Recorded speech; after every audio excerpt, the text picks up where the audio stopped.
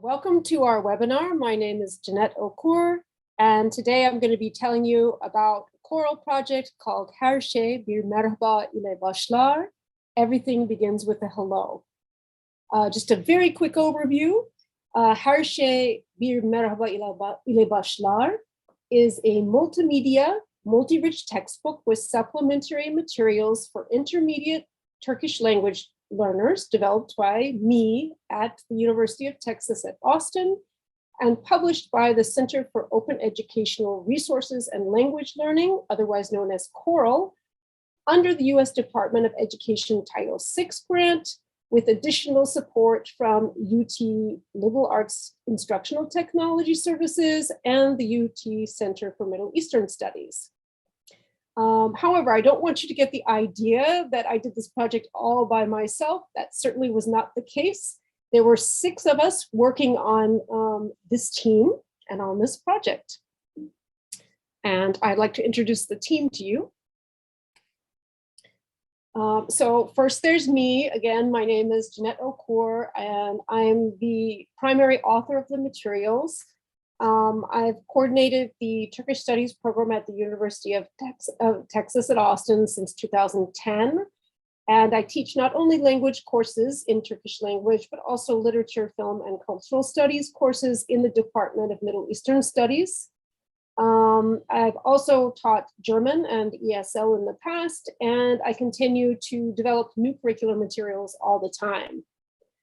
Helping me was a student assistant named Vildan Karaca, who is now a senior at UT Austin, majoring in graphic design and German.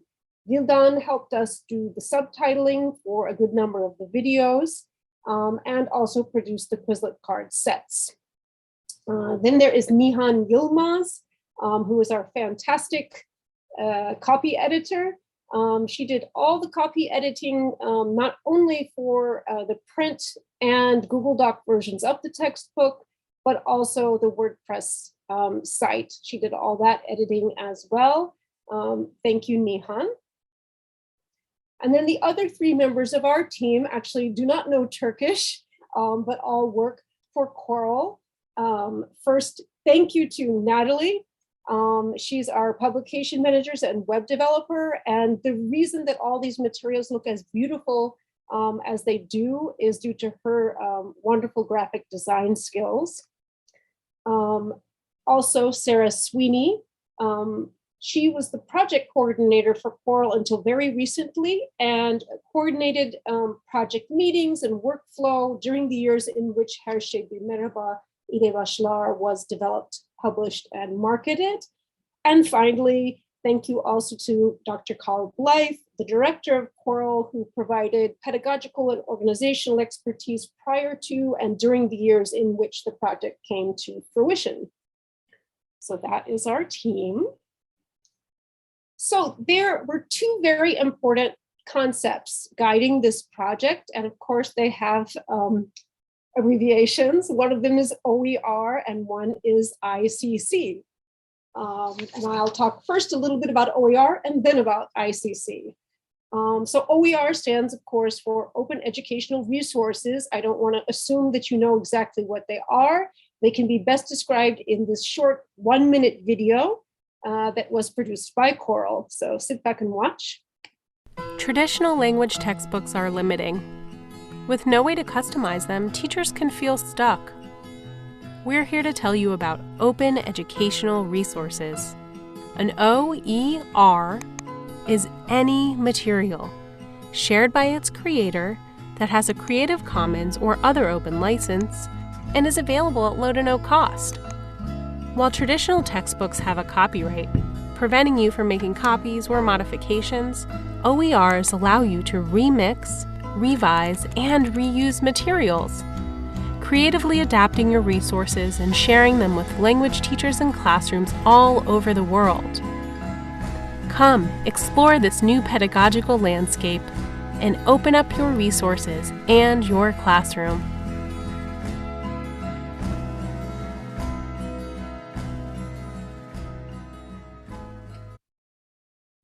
Okay, so just to recap that a little bit again, educational Open educational resources are educational materials and resources that are offered freely and openly for anyone and are available under a license that allows users to retain, reuse, revise, remix, and redistribute them.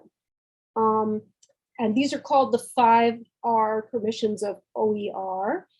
There's actually a whole spectrum of open licenses from the most open to the least open. I won't get into that today.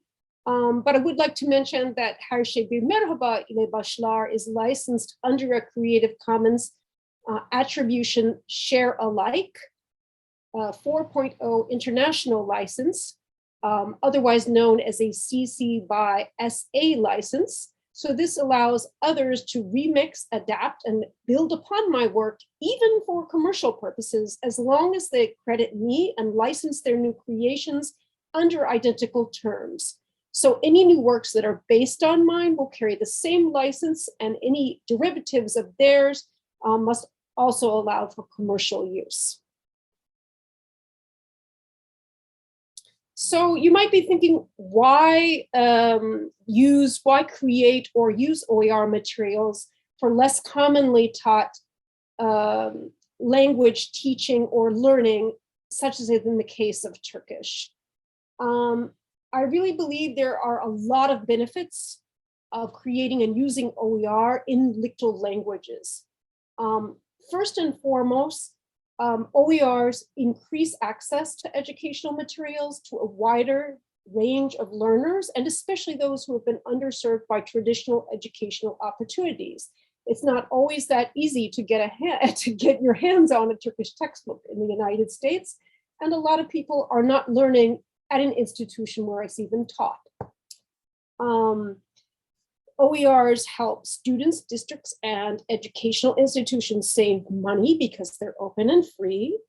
And very important, they also provide wider visibility for pedagogical work. This is especially important in less commonly taught languages because it's very difficult for an educator who creates a textbook to get it published through the regular for-profit market, because it's not going to sell very many copies because not too many people are learning the language, and therefore no one wants to publish it.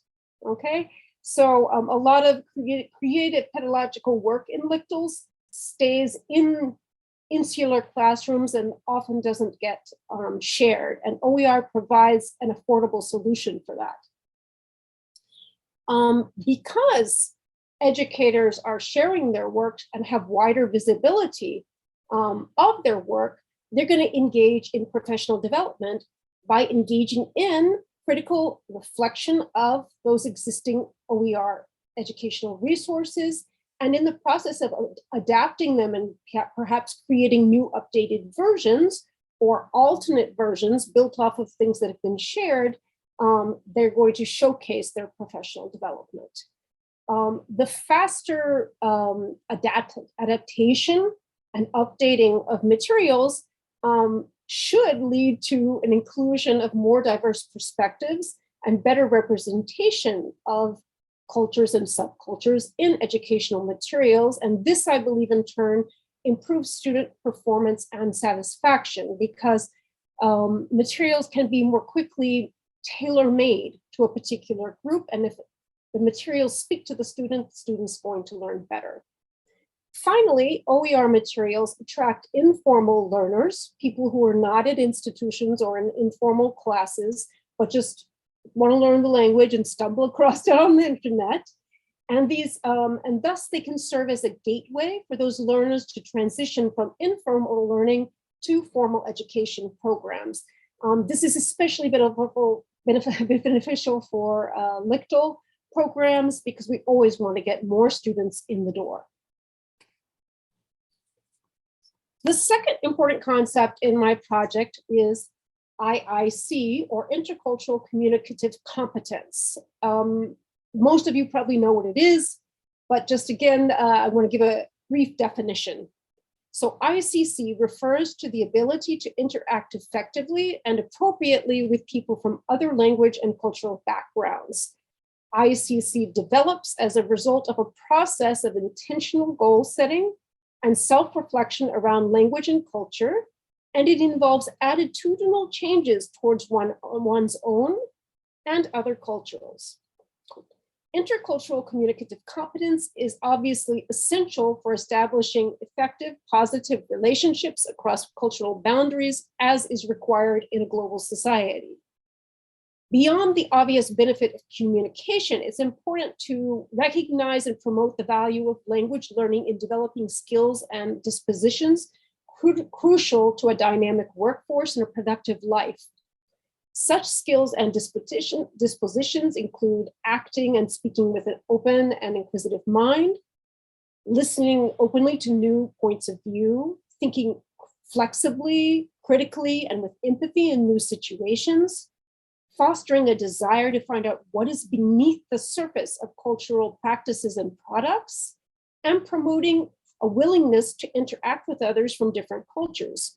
And of course, these kinds of critical transformations can and should occur within the context of language learning, and curricular materials that develop these sorts of skills and dispositions are sorely needed. They're often completely missing from curricular materials. Just as an example, I would say if I had only come to know Turkish culture through what was available on YouTube, such as this, you know, you're dating a Turkish man when YouTube video, I'd never be where I am today. I never would have married a Turk. I would never have studied Turkish literature, and I definitely wouldn't be teaching the language, right? So why use, if you put these two things together, why use OER materials to promote intercultural communicative competence? Well, obviously, we're always talking about authentic texts. There are lots and lots of OER, open texts out there, photographs, blogs, vlogs, news articles, petitions, and archival documents. They can all be mined for cultural context and scaffolded in creative pedagogical ways.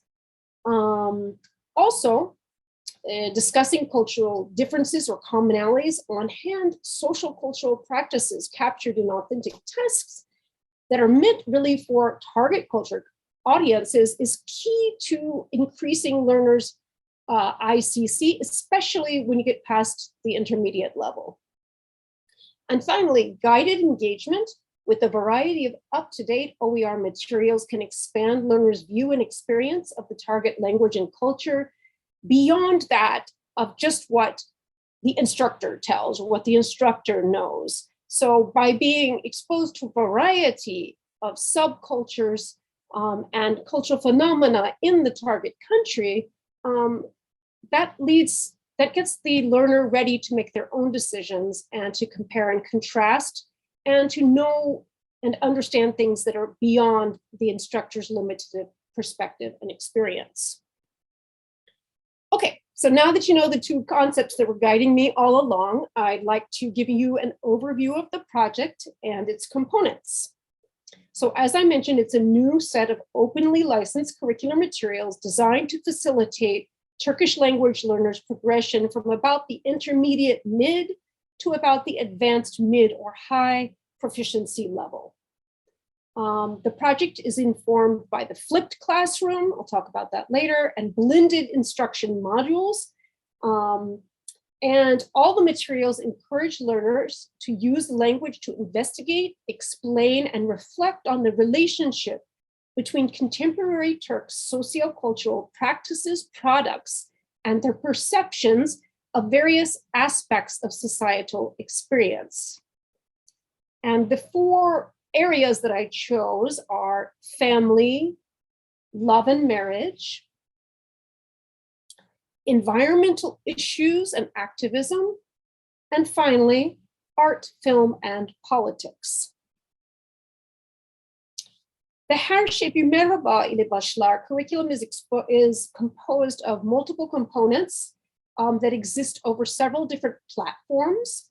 And I'll show you them one by one, but I first want to go out of these slides and go to the website so you can see how they're all put together and where they're all accessible in one place. All right, so this is the project page. And if you scroll down, you can see that instructors and learners can use the media-rich textbook in Google Doc form. If you open up here, you have a media-rich table of contents, and you can click to get to particular lessons or particular units. Go straight to where you want to be. Or they can use the PDF form of the book and download it for free. They can also refer to the student guide or the teacher's guide, which gives an overview of the overall pedagogical approach. They can also purchase a print-on-demand hard copy of the book from Amazon.com or Lulu.com.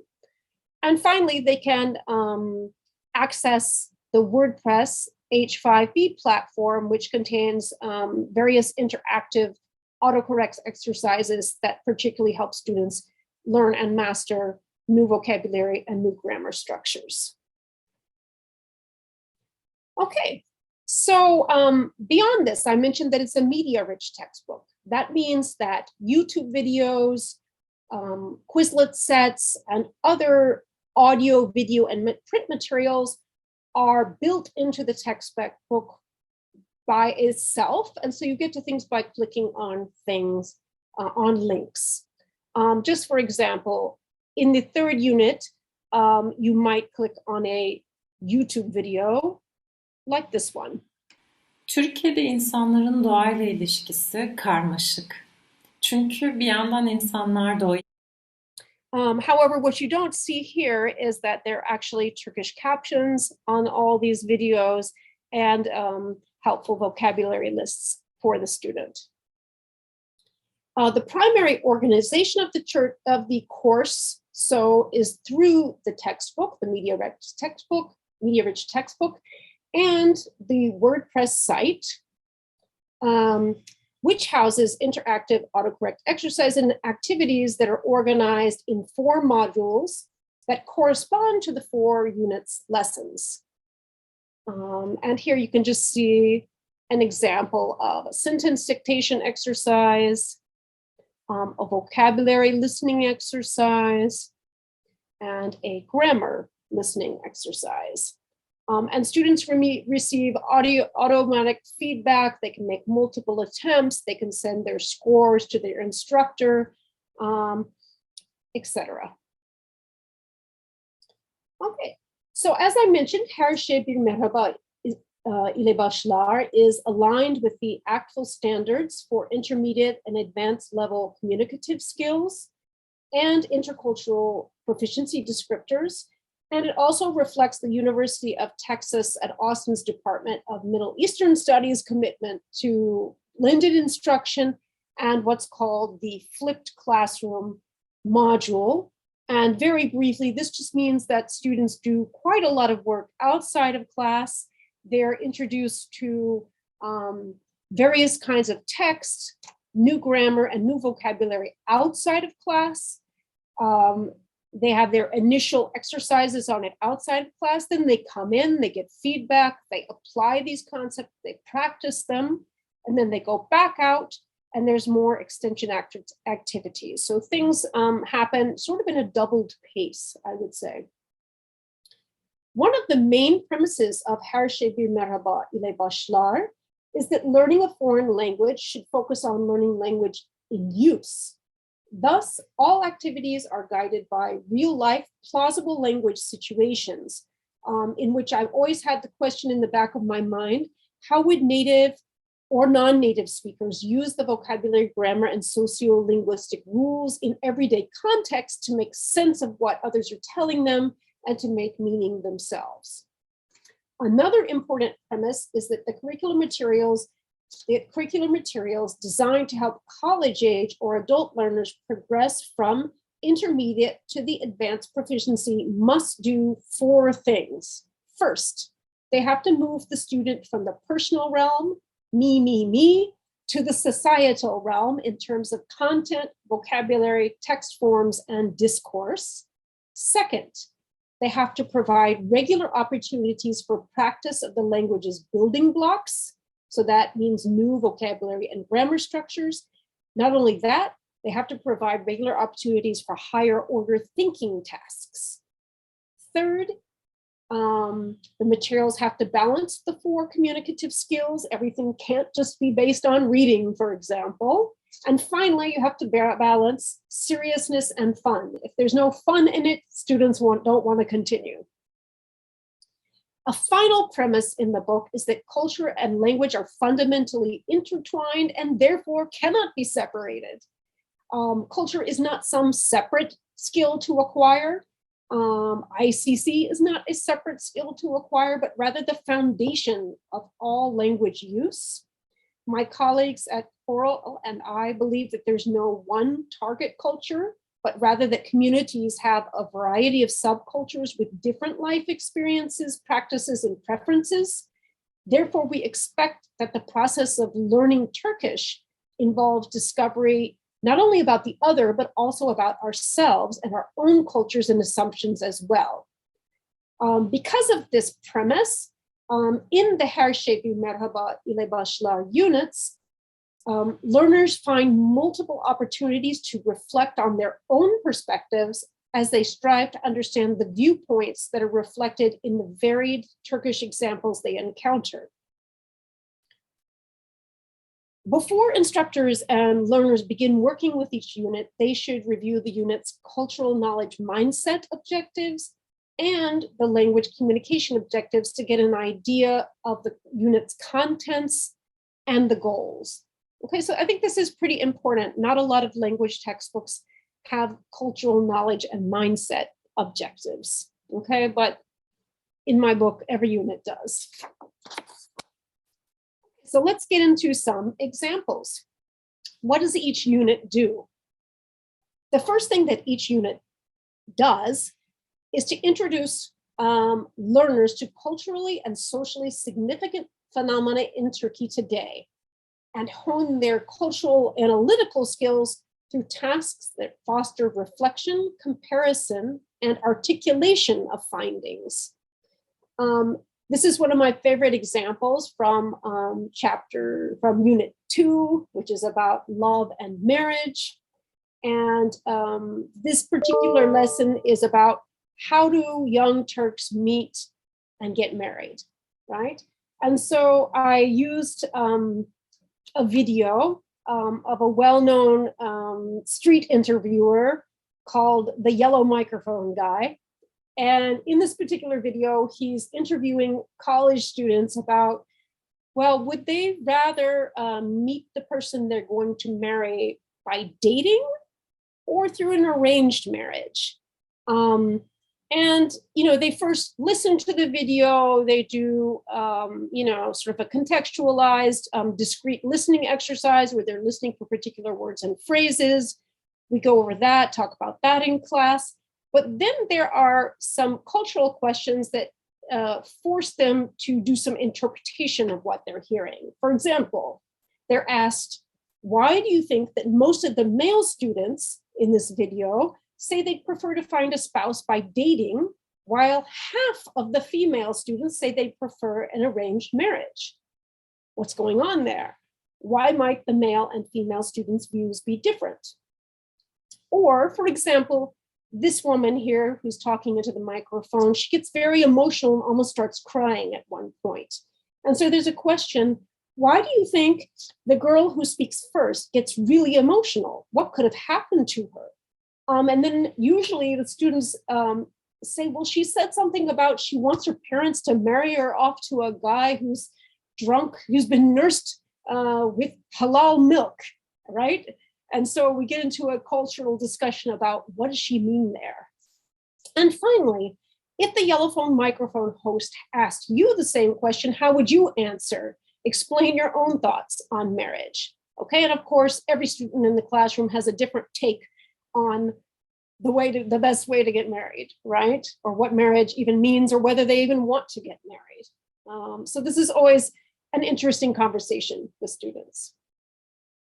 Another thing that each unit does is introduce a variety of authentic print, audio, and audiovisual texts or materials that are aimed at native Turkish audiences.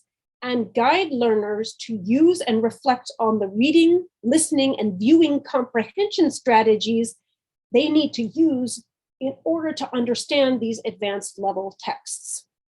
So just to give you an idea of the variety, the first unit is all about family dynamics.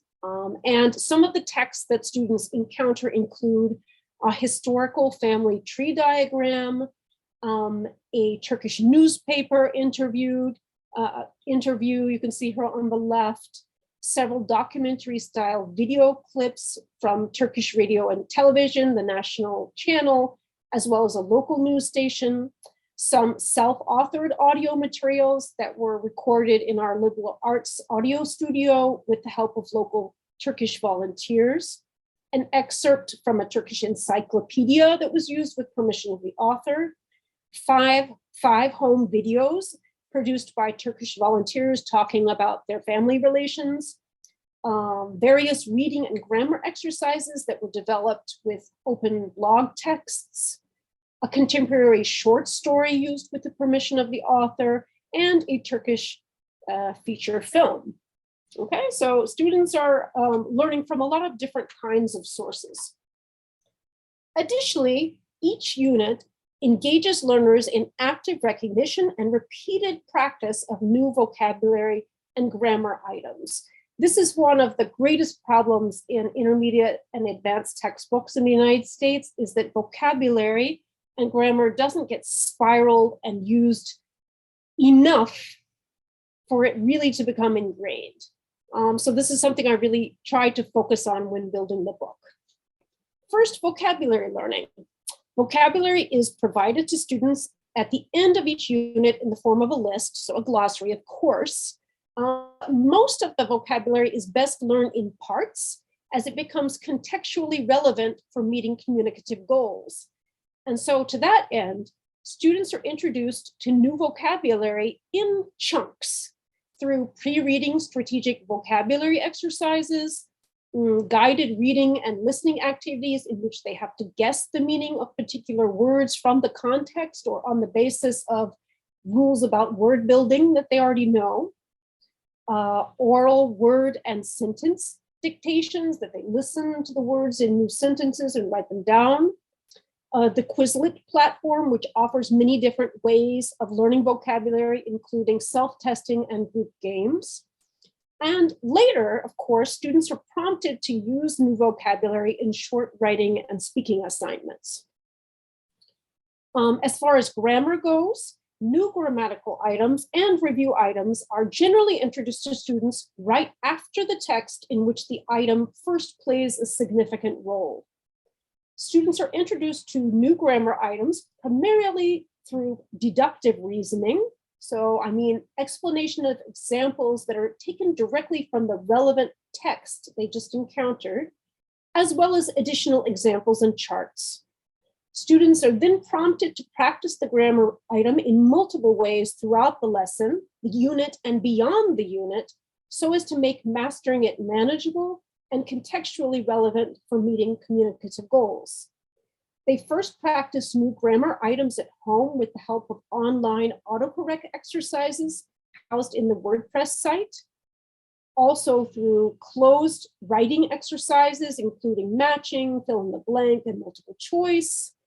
They might move on then to short translation exercises that involve both the new grammar and the new vocabulary items, and follow-up practice with new grammar material that usually involves more open writing and speaking tasks to be completed at home and then shared and discussed in class.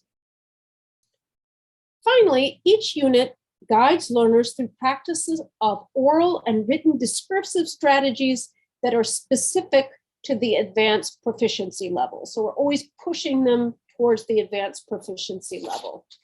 And if I just give one example here, Unit 3, which is about environmental activism, asks students to study small examples of a particular form of writing that's very common in bureaucratic settings in Turkey, and that is the dilekçe, or the short petition letter form.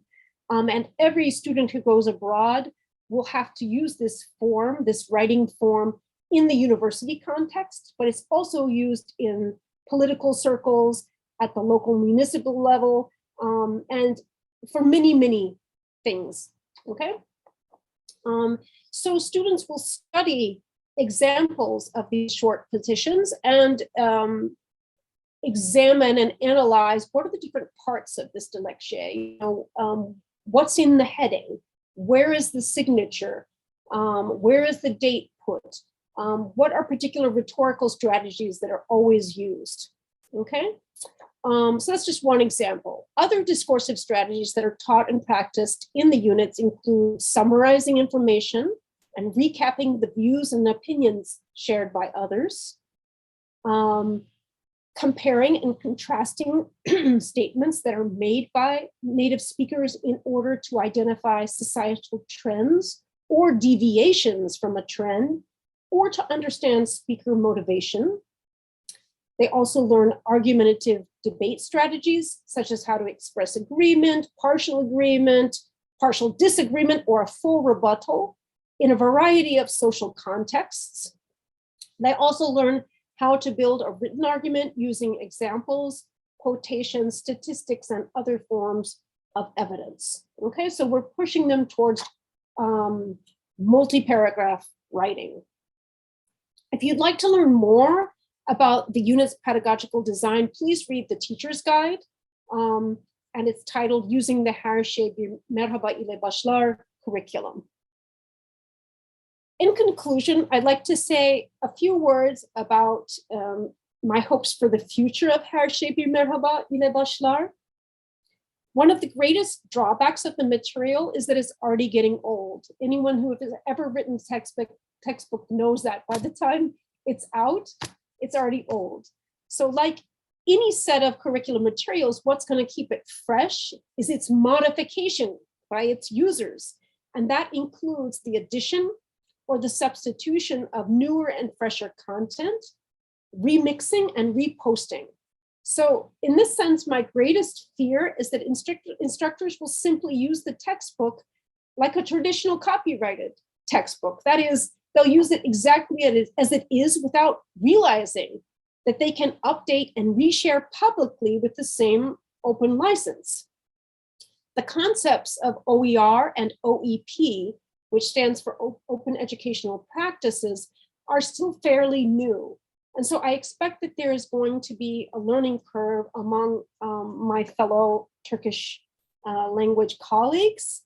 But I think that the more educators that get involved in open educational practices, the greater the pool of innovation will be. So what do we know right now about where the material is being used and how it's being disseminated? At COERLL, we have some statistics about how many times it's been downloaded from particular open repositories, or how many YouTube hits we've gotten on particular pieces. But that kind of statistical information is not so meaningful to me.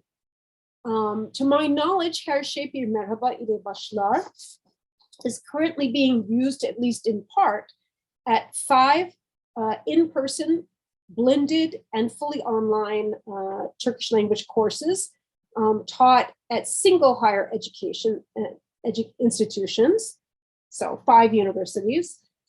It's also being used in a joint online Turkish language course being offered by a language consortium of 3 universities. And it's soon going to be used by learners working with private instructors at a private company in New York. However, we at COERLL don't really know too much about how these users, these instructors and learners are implementing the materials, or how satisfied they are with them. And so to learn more, I hope to soon conduct a qualitative survey and a set of interviews with instructor and student users. And I hope that this data, the survey and interview data, will give us better insight into how well this OER has met its goals.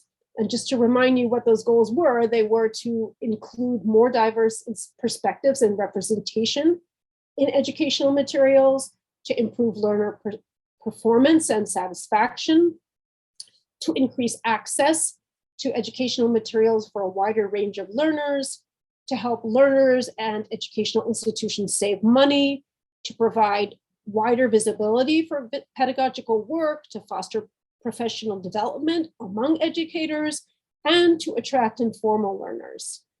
So the main limitation of this research is it'll probably only be based on the first year of the dissemination of the project, because the book has only been available since February 2021, and the accompanying WordPress H5P site has only been up and running since August 2021.